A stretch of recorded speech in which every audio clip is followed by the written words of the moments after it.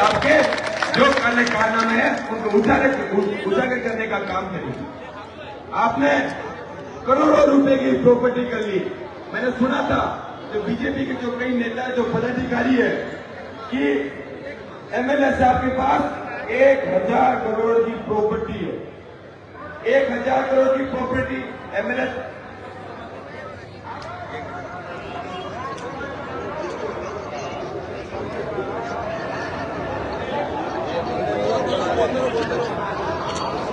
साहब के पास 1000 करोड़ की प्रॉपर्टी है।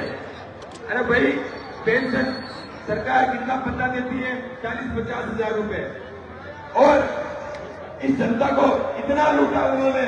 कोई भी ठेकेदार काम करने आएगा, खुद के पैसे से गिट्टी, खुद की सीमेंट की ईंटें और सारा काम जितना भी भ्रष्टाचार है वो सारा यहाँ एमएलए और एमएलए के जो गुर्गे वो सारे मिलकर काम कर रहे हैं। और इस घटना को जिस तरह से उन्होंने अंजाम दिया, इस घटना का अंजाम उन्हें पता नहीं था। उन्होंने सोचा होगा कि वह ठीक है, सूरज के साथ इस तरह का हमला करवा के हम बच जाएंगे। पर ध्यान रहे, इस कप्पा सिंह की जनता जाग चुकी है। ये तो सूरज माली को न्याय तो मिल जाएगा, इसको तो न्याय हनुमान बेनीवाल जी दिला देंगे। पर आगे भी ध्यान रखना, अब हम आपके पीछे पड़ गए हैं तो आपके पीछे पड़े ही रहेंगे। हम हमारी परवाह कभी नहीं करते, हम लड़ने वाले लोग हैं, हमेशा लड़ाई लड़ेंगे। जब भी आप पुकारोगे कि इस तरह से समस्या हुई है, किसी भी बात की समस्या हुई है, ये अर्जुन लाल जी कोई तरह की गुंडागर्दी कर रहे हैं, तो आप एक आवाज देना, आपके बीच में उपस्थित रहेंगे और धरने प्रदर्शन भी करेंगे और इस तरह की बातें मनवाने का काम भी करवाएंगे।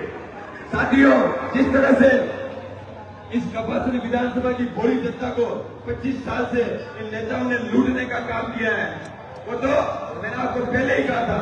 2018 में आरएलपी के 26,000 वोट आए, 2023 के अंदर आरएलपी के 30,000 वोट आए और आरएलपी की बदौलत ही पिछले 2 चुनाव ये एमएलए साहब जीत रहे हैं। पर ध्यान रखना, हनुमान बेनीवाल जी अब आपके साथ, अब हनुमान बेनीवाल से पाला पड़ा है, इसी आरएलपी की वजह से आप जीते हो और यही आरएलपी आपकी छाती पर अगर मूंग डलने का काम करेगी। इस बात की